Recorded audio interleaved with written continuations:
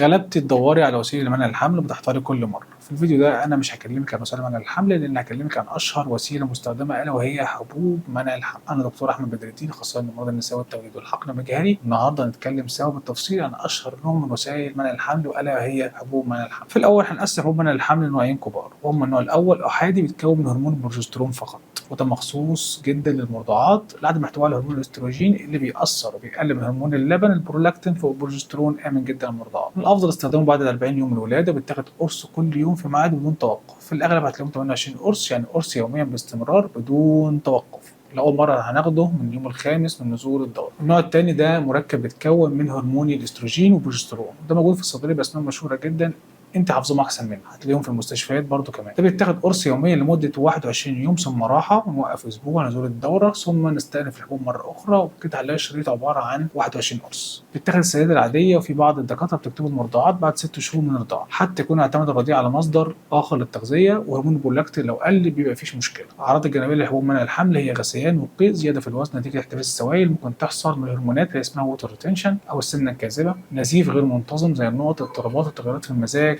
بعد الصداع. في شويه نقط كده هنخلي بالنا منها واحنا بناخد حبوب منع الحمل، وهي حبوب منع الحمل ممنوع تتاخد مع مضادات الحيويه في نفس الوقت، خصوصا المضادات واسعه المجال، لان ادويه منع الحمل بتقلل فعاليتها، والاحسن هنفصل بين الاثنين على الاقل ساعتين. كمان افضل امانا ان الزوج يستخدم كوندوم كوسيله اضافيه في الوقت ده. تاني حاجه، لو نسيتي وانت بترضعي تاخدي هرمونات منع الحمل الاحاديه، نسيتي تاخدي القرص من ساعه ل3 ساعات لازم تاخديها فورا في نفس اليوم، وتاخدي القرص الثاني في ميعاده، طبعا مع استخدام الكوندوم وقي ذكري للزوج. اما لو نسيتي 24 ساعه يبقى لازم تاخدي قرصين تاني يوم في نفس الميعاد، والاقراص مع استخدام كوندوم للزوج كوسيله اضافيه. في حاله نسيان في الادويه المركبه لثنائيات الهرمون كحد اقصى 12 ساعه على اخذ القرص بتاع منع الحمل، لازم تاخديها فورا اول ما تفتكري، واللي بعديها بتاخديها في ميعادها عادي. بس لو نسيتي يوم كامل بتاخدي قرصين في ميعادهم عادي مع استخدام وسيله اضافيه كوندوم للزوج. في حالات الطوارئ ونسيتي تاخدي اكتر من قرصين ومع حدوث علاقه، ساعتها لازم نستخدم حبوب منع الحمل الطوارئ.